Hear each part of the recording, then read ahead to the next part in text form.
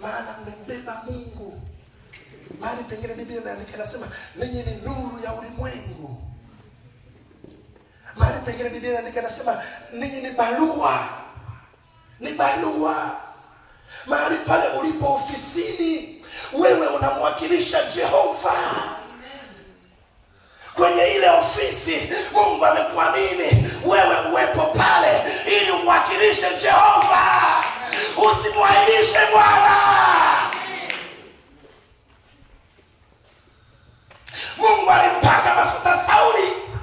Ikafika mahali Sauli alikosana na Bwana kwa kufanya yaliyo machukizo mbele za Bwana. Ikafika mahali Mungu akamwacha Sauli. Japokuwa kuhani walilia mbele za Bwana kwa ajili ya Sauli, Mungu akasema hapana, imetosha kwa Sauli. Imetosha kwa Sauli. Imetosha kwa Sauli. Japo Sauli alikuwa anaomba, lakini maombi yake Mungu aliziba, aliweka uzio. Maombi ya Sauli yalikuwa hayapenyi, yalikuwa hayavuki, hayaendi mahali. Maana Mungu akaghairi juu ya Sauli. Akaghairi. Akasema ni kweli nilimwamini Sauli, nikampaka mafuta awe mtumishi wangu, nilimwamini, lakini amekengeuka. Mungu akahuzunika moyo. Akahuzunika moyo. Nalikutaka uwe wangu. Ulikuwa ni mchafu kama nguruwe aliyechafuka, lakini nalikutafuta, nalikuosha, nalikuleta kanisani. Nalikupenda, lakini tazama umejichafua tena. Umerudi tena dhambini. Bwana asifiwe. Neno linasema tuishi ndani ya imani ambayo wamepewa watakatifu mara moja. Binti, unaenda shuleni, sema umeokoka. Ungana na watu waliookoka. Usijifiche. Kazini pako, mahali pako pa kazi, waambie watu nimeokoka. Mimi nawaambia wateja wangu ya kwamba sasa hivi mimi ni mchungaji. Sioni aibu, sioni haya.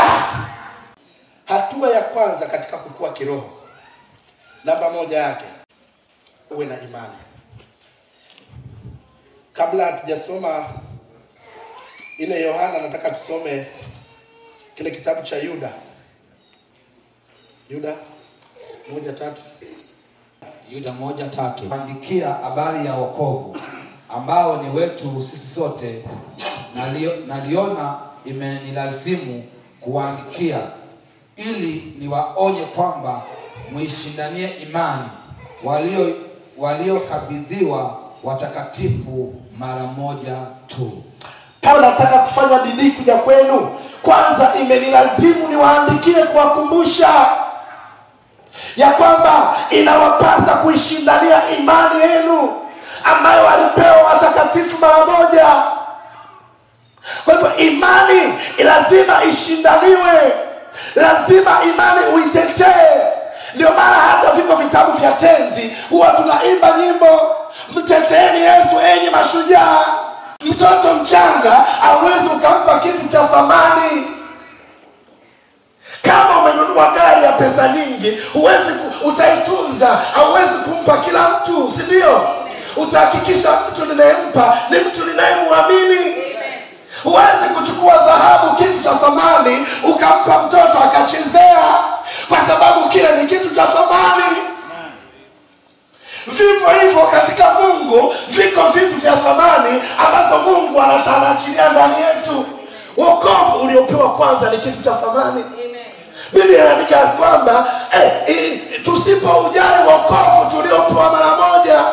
Kwa hiyo pamoja na wokovu kama kitu cha thamani, viko vitu vingine zaidi ya wokovu. Ziko karama na vipawa ambavyo Mungu wakati mwingine anaogopa kuviachilia. Yeye anasema naweza kukuamini nikakupa hichi kitu.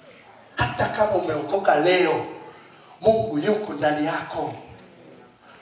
Kufa kwako mzee mpaka Bwana tisaini. Adui hataonea.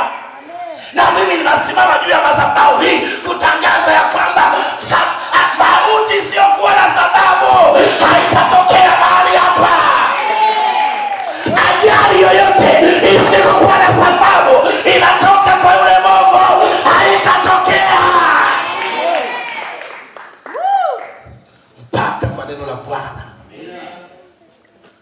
wewe mwenyewe mzee uresign, umwambie Bwana, sasa niko tayari, waweza kumchukua mtumishi wako. Bwana asifiwe. Lakini kama hujaifanya kazi ya Mungu bado, hapana kuresign haraka. Usikate tamaa haraka mpaka tone la mwisho. Ulianguka kwenye uzinzi zaidi ya mara 10. Ulianguka kwenye uongo zaidi ya mara 20.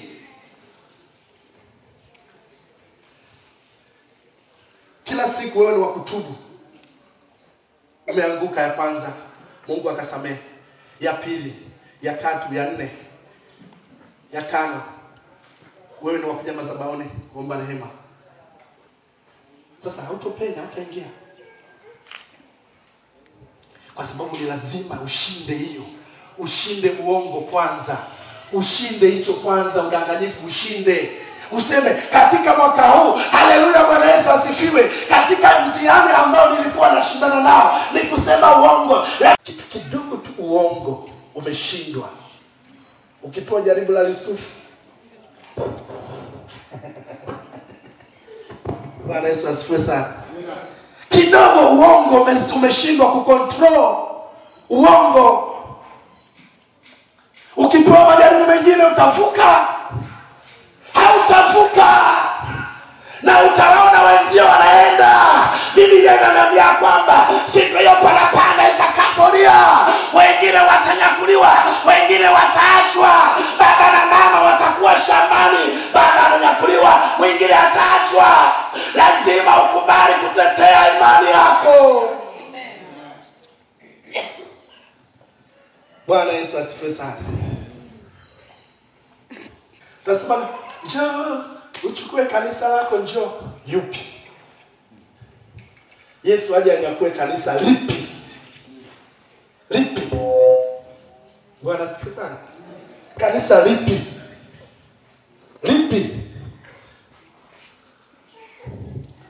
Lazima tukubali kupanda viwango ili tumuone Mungu. Lazima tubadilishe mitazamo yetu kwa Bwana. Lazima tukubali kujitolea kumtumikia Mungu kwa uaminifu. Biblia inasema ya kwamba mpende Bwana Mungu wako kwa akili, kwa nguvu, kwa chochote, ndipo utakapostawi sana. Ndipo utakapoongezeka sana. Kinyume cha kutokumpenda Mungu ni nini? Amelaaniwa. Afanye kazi ya Mungu kwa ulegevu. Kwa hiyo tuko na watu kanisani wanatembea kwenye laana. Kila andiko lina kinyume chake. Tunategemea kanisa hili, wale wote watakao kuja wakute ndani ya kanisa hili watu wenye misuli ya imani, waliokomaa kiroho, waliopanda viwango vya PhD, viwango vya degree, toka kwenye utoto, toka nasari hapo, ukue kiroho. Haleluya. Bwana asifiwe. Tunakupigia simu, mama fulani, ni wewe? Hatukuona Jumapili ibadani. Shida ni nini mama? Mvua imenyesha matope. Mvua inakuzuia kumwabudu Mungu? Amen. Tuna mashaka. Haujui unayemtumikia. Haumjui. Rudi darasani. Haumjui. Bwana asifiwe sana. Ukiwekewa bunduki, ukiwekewa kisu, wamekata mkono mmoja, wanakuambia umkane Yesu. Kama ukishikanana bado na Bwana wako, tunakata mkono wa pili. Wanakukata mkono mmoja, wanaondoka. Wanakuja wiki ijayo, wanakuuliza bado unashikamana na Bwana? Mkane Yesu. Je, ukiwekewa bunduki? Bwana Yesu asifiwe sana. Kanisa lazima libadilike. Lazima tujue tunayemtumikia wenzetu ili walazimu mauti na kifo. Leo hii mimi nimesimama hapa na ubiri, yuko aliyetoa gharama. mwenzangu akinisema kwenye kwaya kesho sije. Bwana asifiwe sana. Amenikwaza.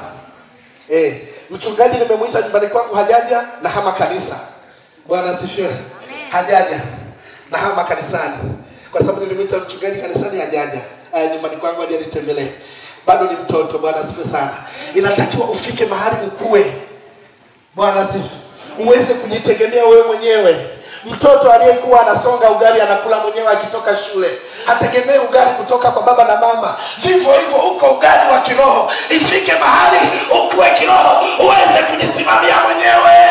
Kwa hivyo Mungu yuko mbinguni. Mungu hawezi kufanya kazi mwenyewe, anaweka watu wa kuweza kuwatuma wafanye kazi ya Mungu. Kwa hivyo wewe unapokuwepo hapa, Mungu yuko ndani yako. Ndio maana ukimwambia pepo toka, pepo linatoka. Sio namna tunakemea mapepo hapa yanatoka. Kwa hivyo Mungu anakuwa yuko ndani yako wewe. Acha visingizio. Kwa Mungu usilete visingizio. Kuna watu watajitokeza siku ya hukumu ambao wanasema mimi nilikuwa nakaa mbali na kanisa, lakini leo hii watu wanatoka Usa wanaenda kule Waya kumwabudu Mungu. Hamjaona? Watu wanapanda haisi mbili. Wanafuata nini? Kumwabudu Mungu. Lakini mtu hata sio haisi nitoe ya Mungu hawezi kufanya. Bwana Yesu asifiwe sana. Amina. Bwana Yesu asifiwe. Kanisa punga sema haleluya.